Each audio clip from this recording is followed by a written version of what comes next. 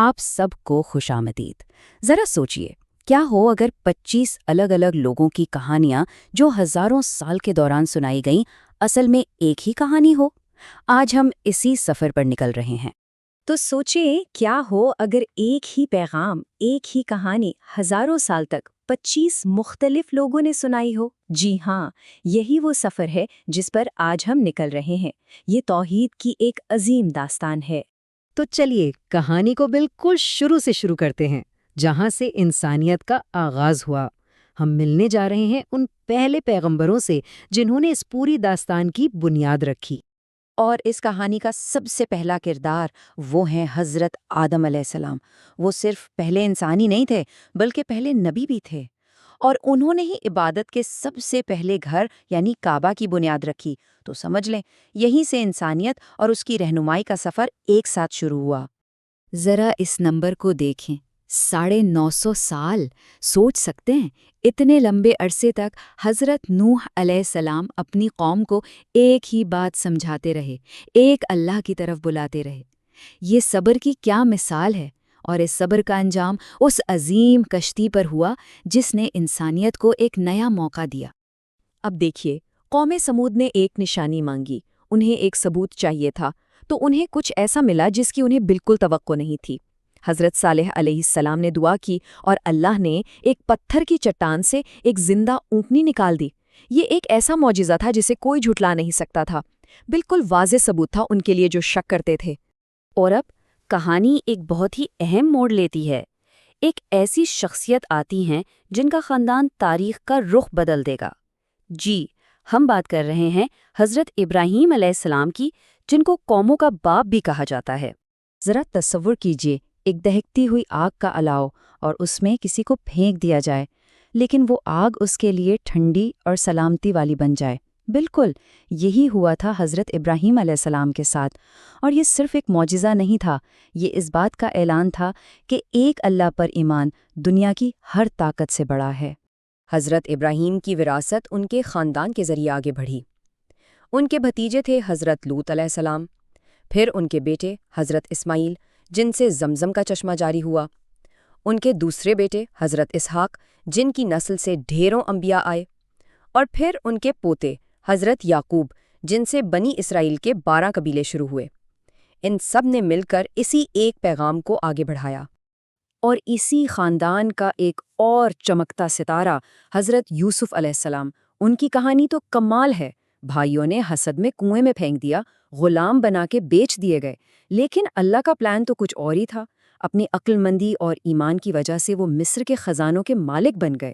ان کی کہانی بتاتی ہے کہ صبر اور معاف کر دینا کیسے اندھیروں کو روشنی میں بدل سکتا ہے۔ اب ہم کہانی کے تیسرے حصے میں داخل ہو رہے ہیں۔ یہ حصہ ان پیغمبروں کے بارے میں ہے جنہوں نے اتنی سخت آزمائشیں جھیلیں کہ سن کر انسان حیران رہ جائے۔ ان کی زندگیاں ایمان کے امتحان کی کہانیاں ہیں۔ اس حصے کو سمجھنے کے لیے ایک لفظ بہت ضروری ہے، صبر۔ لیکن صبر کا مطلب کیا ہے؟ صرف چپ چاپ سب کچھ سہنا؟ نہیں، اس کا مطلب ہے اس بات پر یقین رکھنا کہ ہر مشکل کے پیچھے اللہ کی کوئی بہترین پلاننگ ہے۔ اور اگر صبر کو انسان کی شکل دی جاتی تو وہ یقیناً حضرت ایوب علیہ السلام ہوتے۔ سوچئے، ان کا سب کچھ چلا گیا، دولت، اولاد، یہاں تک کہ صحت بھی، لیکن ایک چیز جو ان سے کوئی نہیں چھین سکا، وہ تھا اللہ پر ان کا ایمان اور بھروسہ۔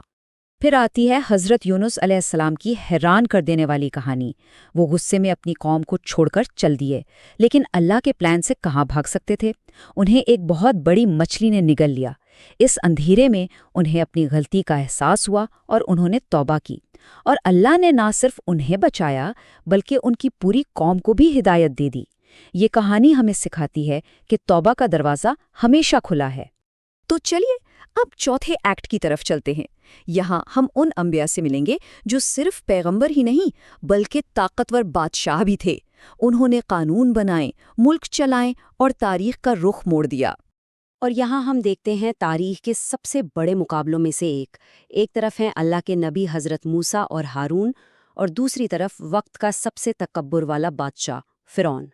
ایک طرف لوگوں کو آزاد کرنے کا مشن، دوسری طرف انہیں غلام بنائے رکھنے کی ضد۔ اور اس جنگ کا فیصلہ کیسے ہوا؟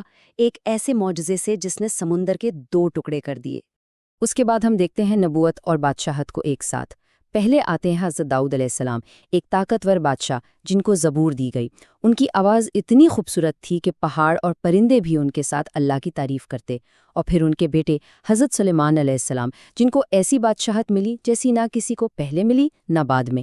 ان کی حکومت ہواؤں پر، جانوروں پر، یہاں تک کہ جنوں پر بھی تھی۔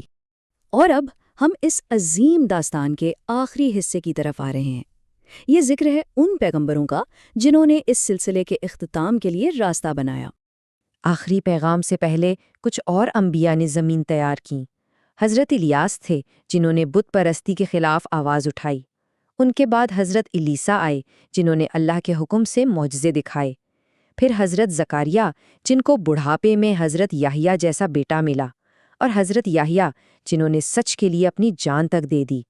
یہ سب آنے والے آخری پیغام کے لیے راستہ صاف کر رہے تھے۔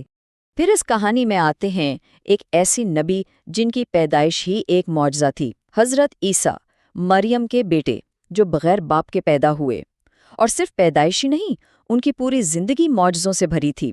اللہ کے حکم سے بیماروں کو ٹھیک کرتے، یہاں تک کہ مردوں کو زندہ کر دیتے۔ وہ اس داستان کا ایک بہت ہی خاص حصہ ہیں۔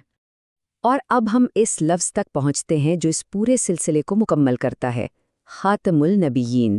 اس کا مطلب کیا ہے؟ اس کا مطلب ہے انبیاء کی مہر، وہ آخری پیغمبر جو اس پیغام کو ہمیشہ کے لیے مکمل کرنے آئے۔ اور آخر میں یہ ہزاروں سال پرانی کہانی اپنے انجام تک پہنچتی ہے، حضرت محمد صلی اللہ علیہ وسلم پر، جنہیں صرف ایک قوم یا علاقے کے لیے نہیں بلکہ رحمت للعالمین یعنی تمام جہانوں کے لیے رحمت بنا کر بھیجا گیا۔